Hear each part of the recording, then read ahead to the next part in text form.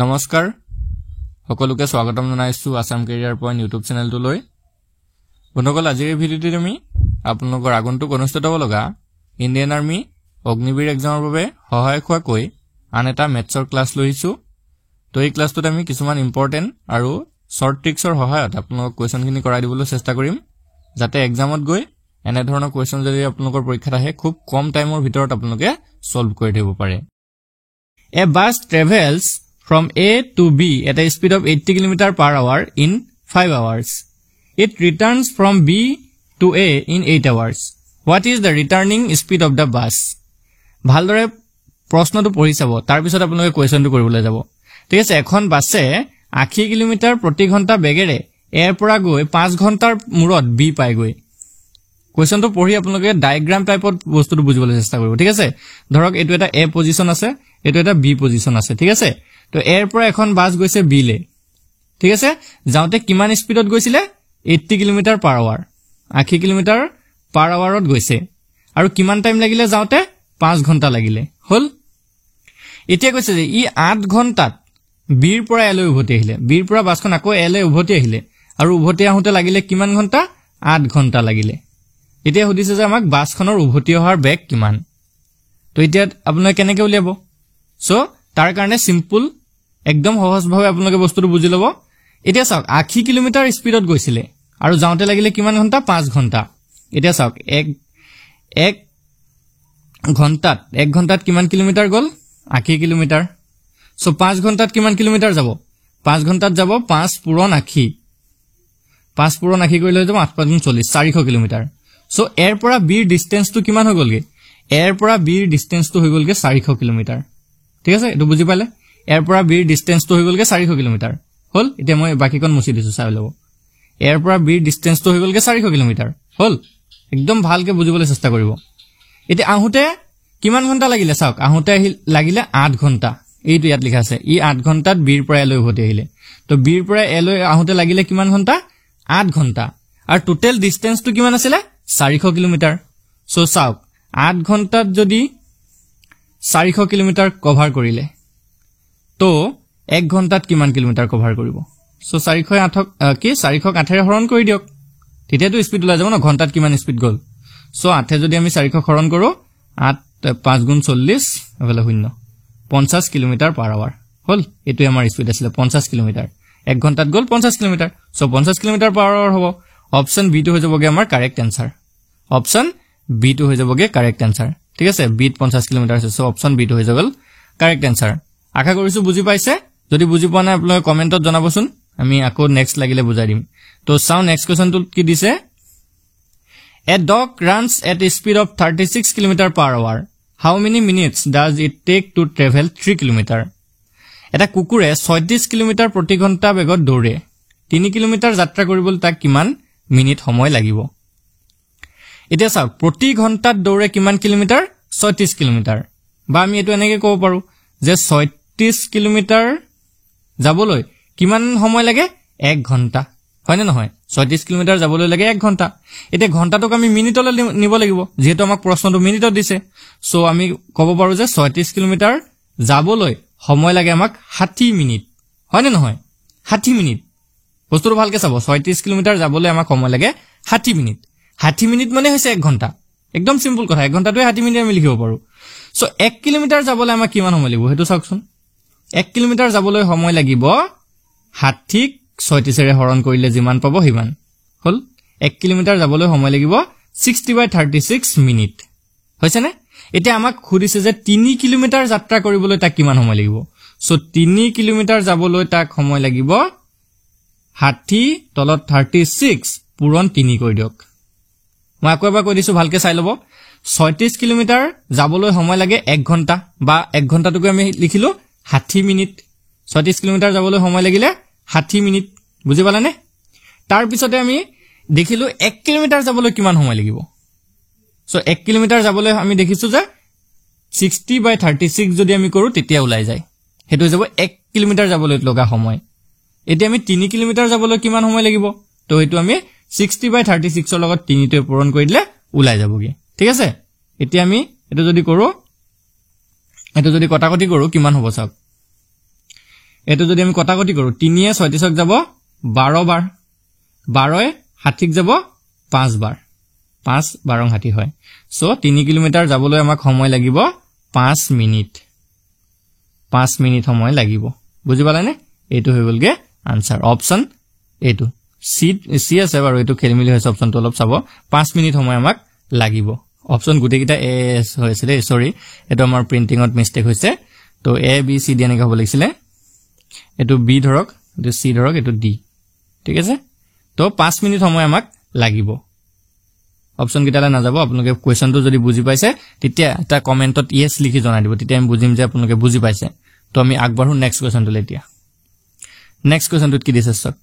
এজন ব্যক্তিৰ দৰমহা 12000 টকা যদি তেওঁৰ দৰমহা 20% বৃদ্ধি কৰা হয় তেতিয়া নতুন দৰমহা কিমান হ'ব a person's salary is 12000 if his salary increased by 20% what will be his new salary খুব ইম্পৰ্টেন্ট এটা প্ৰশ্ন হয় এজন মানুহৰ দৰমহা আছিল 12000 টকা সো তেওঁৰ দৰমহাত বৃদ্ধি ঘটিলে কিমান পাৰ্চেন্ট বৃদ্ধি ঘটিলে 20% বৃদ্ধি ঘটিলে আমাক কোৱা নাই টকা কিমান বৃদ্ধি ঘটিলে জাস্ট কৈছে যে 20% বৃদ্ধি ঘটিলে হল 20% বৃদ্ধি হল এতিয়া তেওঁৰ নতুন দৰমহা কিমান হ'ব সো প্ৰথম কথা হল আমি 12000 ৰ 20% উলিয়াম 12000 ৰ 20% কেনেকৈ উলিয়াই এটো 12000 তাত ৰ দি দিব 12000 ৰ 20% ৰৰ ভ্যালুটো সদায় মনত ৰাখিব পূৰণ হয় সো 12000 পূৰণ 20% টো কেনেকৈ অতৰাই মই আপোনালোকক আগৰ ভিডিও বিলাকতো কৈছো এতিয়াও কৈছো চাওক 20 টো ওপৰত ৰাখিব তলত 100 এটা দি হৰণ কৰি দিব তেতিয়া শতাংশটো উঠি যায়গে একটা কথা এটো সদায় মনত ৰাখিব যে যেতিয়া শতাংশটো উঠাব চিনটো উঠাব পাৰ্চেন্টেজৰ চিনটো উঠাব তলত 100 এটা দি হৰণ কৰি দিলে হৈ গলগে সিম্পল কথা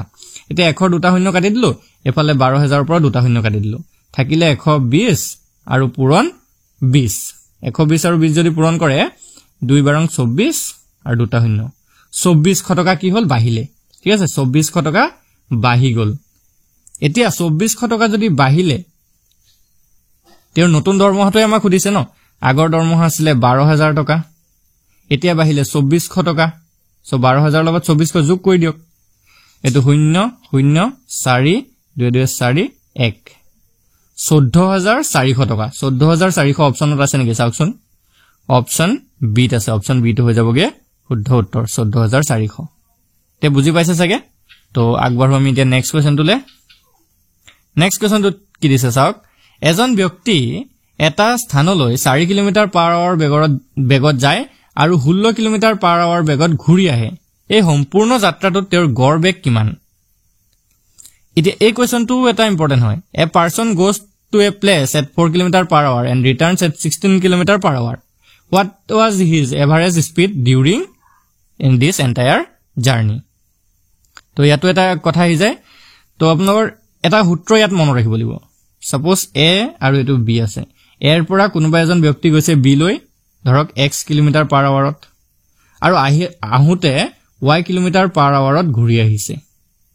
x কিলোমিটাৰ পাৰ আৱাৰত গৈছে আৰু আহুতে y কিলোমিটাৰ পাৰ আৱাৰত ঘূৰি আহিছে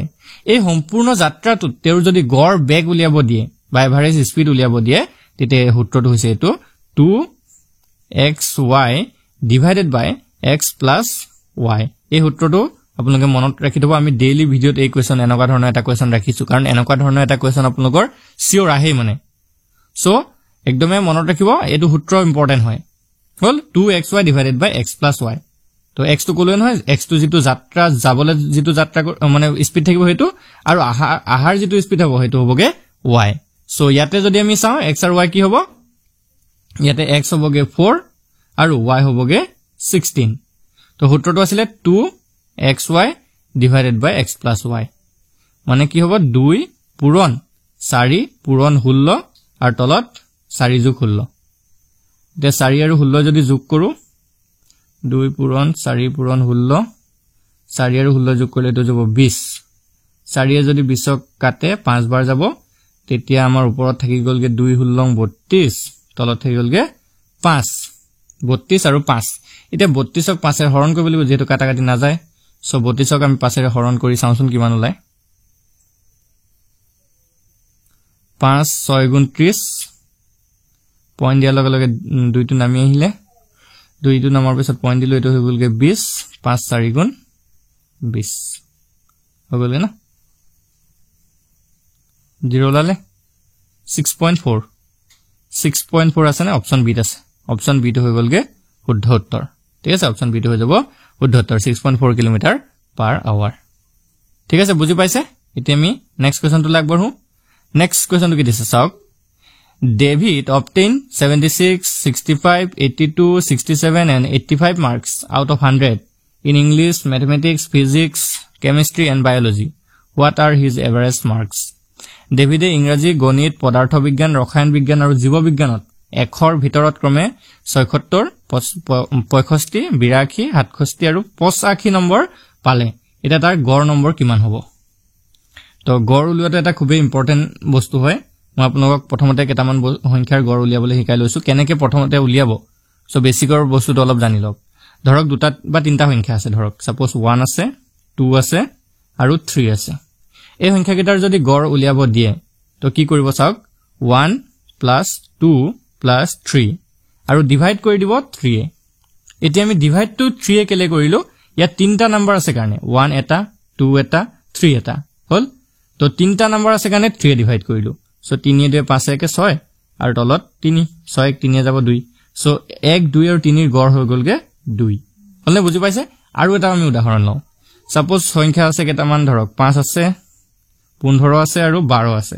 এদিন আৰু এটা ধৰক লৈ লৈছো আমি 6 আছে এই সংখ্যা কেইটাৰ যদি গড় উলিয়াব লাগে কেনেকৈ উলিয়াব সো আমি গুটে কেইটা সংখ্যাক যোগ কৰি দিম 5 + 15 + 12 + 6 আৰু হৰণ কৰি দিম এবাৰ 4 ৰে কেলে 4 ৰে হৰণ কৰিছো 4টা সংখ্যা আছে কাৰণে ঠিক আছে 4টা সংখ্যা আছে সো এতিয়া আমি যদি যোগ কৰো 5 আৰু 15 যোগ কৰি লগলগে 20 20 আৰু যদি 12 যোগ কৰো হেতু হৈ যাবগে 32 32 6 হৈ গলগে 38 38ক 4 ৰে যদি হৰণ কৰো পইণ্টত কিবা এটা ওলাবগে হল তো এনে ধৰণে আপোনালোকে গড় উলিয়াব পাৰিব তো এই ক্ষেত্ৰটো সেম কন্ডিশন কিমান কিমান নম্বৰ পালে এটা হৈছে 76 এটা হৈছে 65 এটা হৈছে 82 এটা 67 আৰু এটা আছিল 85 তো গুটে গিটা যোগ কৰি দিয়ক আৰু হৰণ কৰি দিয়ক একেটা আছে 1 2 3 4 5 হৰণ কৰি দিয়ক 5 ৰে গুটে গিটা যোগ কৰি 5 ৰে হৰণ কৰিলে হৈ গলগে এতিয়া গিটা যদি যোগ কৰে 6 পাছে 11 6 পাছে 11 12 13 13 এ হাতে হৈ গলগে 20 20 এ পাছে 25 25 ৰ 5 উকুললে 2 হাতে 6 13 13 এ হল 21 21 এ 6 27 27 আৰু 8 হৈ গলগে 35